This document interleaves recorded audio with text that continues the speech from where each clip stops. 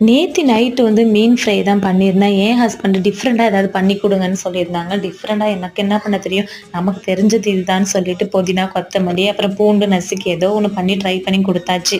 காலைலயே பழக்காரு வந்து புது புது பழம்லாம் எடுத்துட்டு வந்திருக்கேன் வாமான்னாரு. என்னடா அது புது பழமா இருக்குன்னு பார்த்தா, அது பேர் வேற சொன்னாரு மறந்துடுச்சு வேற எக்ஸ்பிளைன் பண்றதுக்கு. நமக்கு இதெல்லாம் செட் ஆகுதுன்ட்டு கிலோ கேட்டேன் ரூ. 200 ஐய்யயோ! நம்ம பட்ஜெட் ரூ. 100 தான். அப்புறம் நாகப்பழம் வந்து ரூ. 50க்கும், மரவள்ளி கிழங்கு ரூ. 40க்கும் வாங்கிட்டு வந்தாச்சு. அது நாகப்பழம் வந்து 1/2 கிலோ வாங்குனேன். மரவள்ளிக்கிழங்கு வந்து 1 கிலோ வாங்குனேன். இந்த நாகப்பழத்த எடுத்துட்டு வந்து கல்லுப்பு போட்டு குலுக்கி கொஞ்ச நேரம் வெயில்ல வைக்கலான்னு பார்த்தா, அப்படியே மழை வந்துருச்சு. சரி உள்ளார வந்து கொஞ்ச நேரம் குலுக்கி வச்சா, என் பொண்ணு வேணும் வேணும்னு அடம் பிடிக்கிறா. அப்புறமேல அத எடுத்து ஒண்ணு வாயில வச்சேன். ஆஹா! என்ன ஒரு டேஸ்ட்டு! அருமையான ஒரு சுகம்டா. இந்த ஸ்கூல்லாம் போறப்போ ரூ. 1 குடுத்தாலே போதும். ஒரு பொட்டணத்துல மடிச்சு நமக்கு குடுப்பாங்க. வீடு வரைக்குமே தின்னுட்டே போலாம். அந்த போற வழியில நெறைய நாகப்பழ மரமும் இருக்கும். அதெல்லாம் பொறுக்கி பொறுக்கி எடுத்துட்டு பேக்ல போட்டுட்டு அதெல்லாம் ஒரு ஸ்வீட் மெமரி 90 கிட்ஸ் எல்லாருக்குமே தெரியும். Bye next விலாக்ல